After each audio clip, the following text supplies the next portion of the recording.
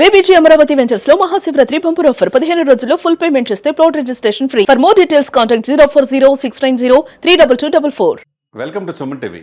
Andhra Pradesh assembly సమావేశాలు కొద్ది నిమిషాల క్రితమే ప్రారంభమై, ఎందుకంటే ఎప్పుడెప్పుడైనా ఎదురు చూస్తూ ఉన్నారు. జగన్మోహన్ రెడ్డి గారు కూడా హాజరవుతున్నారని చెప్పేసి సమాచారం అందింది. హాజరవుతారా అసెంబ్లీలో లేదా అనేది అనేక మంది ఎదురు చూశారు. మొత్తానికి ఆయన గెలిచిన ఎమ్మెల్యేలతో 11 మందితో పాటు శాసనమండలి, శాసనసభ ఇరువురితో కలిపి ఒక ర్యాలీ లాగా అసెంబ్లీకి వచ్చారు. మరి వచ్చింది గత అసెంబ్లీ చూసుకుంటే 2025-26 సమావేశాల్లో ఆయన 11 నిమిషాలు మాత్రమే ఉన్నారు. ఈయన వచ్చి ప్రజల సమస్యల్ని చెప్తారనుకున్న సమయంలో ప్లే కార్డ్స్ పట్టుకొని, అంటే మాకు ప్రధానమైన ప్రతిపక్ష హోదా ఎవరు, శాంతి భద్రతలు ఆంధ్రప్రదేశ్లో దారుణమైన పరిస్థితిలో ఉన్నాయని చెప్పి చెప్తా ఉన్నారు. ఫీజు రియంబర్స్మెంట్ తర్వాత ఏదైతే వాగ్దానాలు ఇచ్చారో ఒక్కటి కూడా మీరు చేయలేకపోతున్నారని చెప్పేసి, కల్తీ లడ్డు, తర్వాత నిరుద్యోగ భృతి, తర్వాత ఇవన్నీ కూడా మెడికల్ కాలేజీ ప్రైవేటీకరణ చేయటం, ఇది కరెక్ట్ కాదని చెప్పేసి ప్లే కార్డ్స్ లో పెట్టుకొని వాళ్ళు ర్యాలీ లాగా వచ్చేసి గవర్నర్ ప్రసంగంలో బాయ్కట్ చేసి ఆ పేజీలు చింపేసి స్పీకర్ యొక్క పోడియం మీద వేసి బయటకు వెళ్ళిపోయారు. ఇది ఎంతవరకు సమంజసం అని చాలా మంది ప్రశ్నిస్తూ ఉన్నారు. ఎందుకంటే 2026-27 ఈ బడ్జెట్ సమావేశం, గవర్నర్ గారు ఆయన ప్రసంగం ఇస్తాడు. దానికి ప్రతిస్పందనగా ప్రభుత్వం కావచ్చు, ప్రతిపక్షం కావచ్చు చెప్పాలి.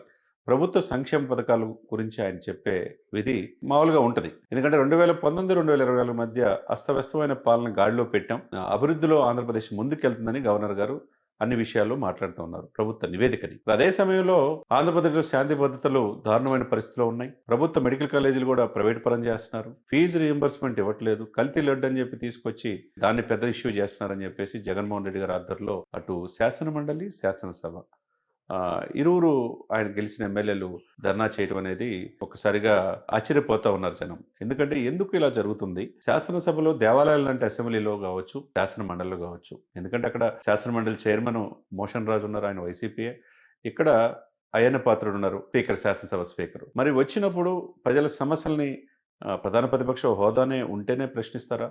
ఎందుకంటే 21-21 గెలిచి ప్రధాన ప్రతిపక్ష హోదా కూడా అటు జనసేనకు వచ్చింది. మరి 11 సీట్లు 150 సీట్ల నుంచి 11 సీట్లు పరిమితం అయిపోయి, ఆ 11 సీట్లతోనే జగన్మోహన్ రెడ్డి గారి ఆధ్వర్యంలో వెళ్ళి ప్రజల సమస్యల్ని ప్రజల కోసం అసెంబ్లీలో ప్రశ్నిస్తే అందరూ కూడా ప్రశంసిస్తారు. కానీ ఒకే ఒక నిమిషం ఉండి ప్లే కార్డ్స్తో, వాళ్ళ నినాదాలతో పేపర్లు చించి స్పీకర్ పోడియం మీద వేసేసి బయటికి వెళ్ళారంటే మరి ప్రజల సమస్యలు వీళ్ళకి పట్టవా అని చెప్పి చాలామంది ప్రశ్నిస్తూ ఉన్నారు. ఏది ఏమైనా కానీ ఒకవైపు స్పీకర్ కొద్దిగా రూల్స్ కఠినతరం చేశారు. వీళ్ళు వచ్చి రిజిస్టర్ పద్ధతిలో ఈ హాజరు పట్టి అనేది ఉండకూడదు, డిజిటల్ పద్ధతిలోనే ఎమ్మెల్యేల హాజరు నమోదు ఉండాలని చెప్పేసి కొత్తగా రూల్స్ పాస్ చేశారు. అంటే ఎట్లా పడితే అట్లా వచ్చి పోవడానికి లేదు, రూల్స్ ప్రకారం వెళ్ళాలి. శాసనసభ, శాసన మండలిలో ఆ రూల్ ప్రకారం వెళ్ళాలనేది ఆదేశాలు స్పీకర్ ఇచ్చారు. మరి ఎందుకు ఇట్లా? ప్రజల సమస్యలు దాదాపు 19 నెలలు అవుతుంది, అంటే 2 సంవత్సరాలు పూర్తవుతూ ఉంది.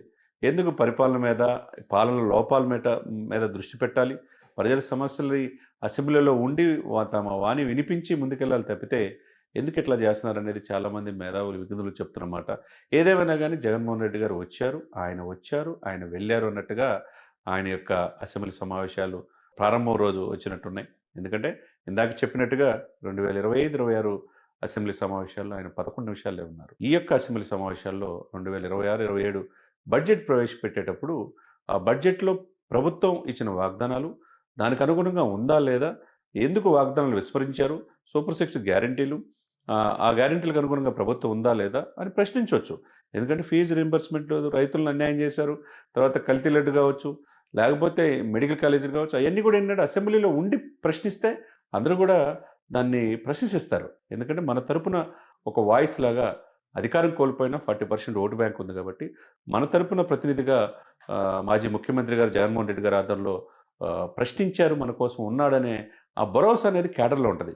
మన క్యాడర్ అది ఎందుకు మిస్ అవుతుందో, ఎందుకు కమ్యూనికేషన్ గ్యాప్ వస్తుందో తెలియదు, కానీ వచ్చి బాయ్కాట్ చేయటంగానే వీళ్ళు విధానాలుగా ఉన్నాయి తప్పితే ప్రజల సమస్యల్ని అసెంబ్లీలో, అటు శాసనమండలిలోను, శాసనసభలోను తమ వాణి వినిపిద్దామన్న ఆలోచన వైసీపీ ఎమ్మెల్యేలకు కానీ, ఎమ్మెల్సీలో కానీ లేదు అనేది స్పష్టంగా కనపడుతుంది. మరి కాలము మరి ఏమవుతుందో చూడాలి. ఏదేమైనా కానీ ఆంధ్రప్రదేశ్లో వేడిగా ఇప్పుడు సమావేశాలు జరుగుతాయి అనుకున్నారు. శాసనసభలో అటు జగన్మోహన్ రెడ్డి గారు ఉంటారు, ఇటు చంద్రబాబు నాయుడు గారు, పవన్ కళ్యాణ్ గారు ఉంటారు, మంత్రులు ఉంటారు. చాలా రసవత్తరంగా ఉంటుందని అనుకున్న సమయంలో వచ్చి ఉమ్, రావటంతోనే వెనువెంటనే వెళ్ళిపోవటం, తర్వాత మధ్యాహ్నం శాసన మండలి వైసీపీ సమావేశం ఉంటుంది అంటున్నారు. మరి రేపైనా హాజరవుతారా? లేదా గవర్నర్ యొక్క ప్రసంగానికి ధన్యవాదాలు చెప్తారా? దాన్ని వ్యతిరేకిస్తారా? లేదా చంద్రబాబు నాయుడు గారు ప్రభుత్వం, కూటమి ప్రభుత్వం, బీజేపీ, జనసేన, టీడీపీ కలిసి అనేక వాగ్దానాలు ఇచ్చి అమలు చేయలేకపోతున్నారు. ఆ వాగ్దానాలు చేయండి అని చెప్పి గవర్నమెంట్‌ని ప్రశ్నిస్తారా? అనేది వేచి చూడాలి. మరి కంటిన్యూగా సమావేశాలు జరుగుతాయి కాబట్టి మరి వైసీపీ స్టాండ్ ఏంటనేది కూడా ప్రజలు చూస్తా ఉన్నారు. ఏదేమైనా గానీ ప్రధాన ప్రతిపక్ష హోదా అనేది వాళ్ళకున్న గెలిచిన ఎమ్మెల్యేల ప్రకారం, ఆ యొక్క శాసనసభ రూల్ ప్రకారం ఇస్తారే తప్పితే, గట్టిగా అడిగితేనో లేకపోతే కోర్టులకెళ్తే కూడా కోర్టు పరిధిలో కూడా లేదని చెప్పేసి కోర్టు కూడా చెప్పింది. శాసనసభ స్పీకర్‌కి వస్తేనేమో శాసనసభ విధి విధానాలకు అనుగుణంగానే ఇస్తాం తప్పితే, మీకు ప్రధాన ప్రతిపక్ష హోదా లేదు, ప్రజలు మిమ్మల్ని కాదనుకున్నారని చెప్పి ఒకవైపు పయ్యావుల కేశవ్, ఒకవైపు అయ్యన్న పాత్రుడు, ఒకవైపు రఘురామకృష్ణరాజు గారు అంటున్నారు. ఏదేమైనా గానీ కాలం ఏమవుద్దో, ఈ ప్రధాన ప్రతిపక్ష పాత్ర వైసీపీకి ఇస్తారా లేదా? లేదా ప్రజల యొక్క సమస్యల్ని ఎంచుకోవడానికి ఒక మార్గంగా శాసనసభని, శాసన మండలిని వాళ్ళు ఏం స్టెప్పులు తీసుకుంటారో కాలమే సమాధానం చెప్పాలన్నట్టుగా ఉంది. మరి ఏం చేస్తారో ఎదురు చూద్దాం.